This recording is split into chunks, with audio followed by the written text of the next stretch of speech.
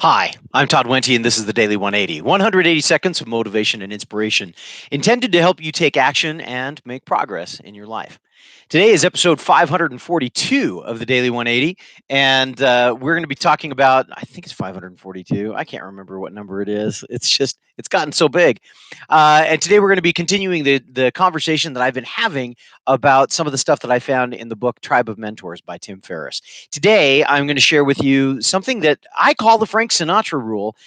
Terry Crews, in his interview that he did with Tim Ferriss, articulated it this way. He said, "To have, you must do, and in order to do, you must be." Now, some people might be saying, why do you call that the Frank Sinatra Rule? Very simple. I just take those and I've switched them and I say do be, right? Like Frank Sinatra did. Do be do be do. If you don't know Frank Sinatra, I'm sorry. It's Frank's world. We all just live in it. But Frank Sinatra, at least for me, probably a pretty interesting guy. Some of you may find that interesting, but while the name is the Frank Sinatra Rule, it revolves around that do be. I came across this rule years ago, and I got to tell you, I find myself every time I find myself feeling like, oh man, things are just not going the way that I want.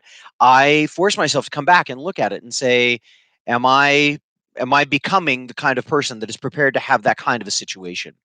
And if I'm not becoming that kind of a person, then I look very clearly at the things that I do on a daily basis. Now, sometimes people, as I talk with them, we have a mindset that prevents us even from doing. And so sometimes we have to do a little tiny B in front of the do before we can have a big B in front of the have. I know that might not make a lot of sense sometimes, but it's really true.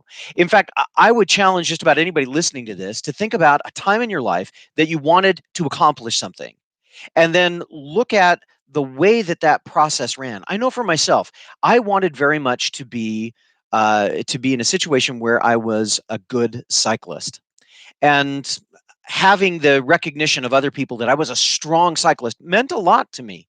But quite frankly, I was a very poor cyclist. I didn't ride very well. I didn't ride very fast. I didn't ride very long. And so what I started to do was to spend more time with my bike and do more things that cyclists did. I focused on my cadence, I focused on my rhythms, I focused on my position.